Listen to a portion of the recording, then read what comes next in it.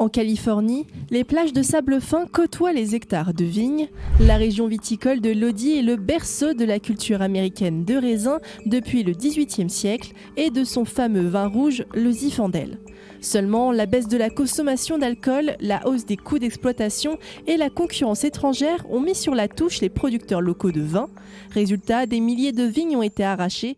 Beaucoup de ces viticulteurs qui abandonnent leurs vignobles ne s'en occupent pas. Ils ne les pulvérisent pas, ne les coupent pas, ne les irriguent pas, parce que les coûts pour cultiver ces raisins sont si élevés. Lodi a perdu un quart de sa production en 2 ans. L'activité n'est donc plus rentable. Un acre de vigne produit entre 8 à 12 tonnes de raisins, une quantité dont la vente ne rapporte pas plus de 3 000 $. Or, l'exploitation de cette surface coûte à elle seule entre 3 000 et 4 500 $. Nous ne pouvons pas nous permettre de continuer à cultiver ces raisins dans cet état, surtout lorsque le prix que nous obtenons pour eux est inférieur à celui de 1980. Nos prix du carburant ont triplé ou quadruplé depuis, c'est une spirale infernale. Face à la baisse des rendements des vignes, les producteurs n'ont parfois pas d'autre choix que d'importer du vin en vrac d'Europe et de le mélanger à la production locale.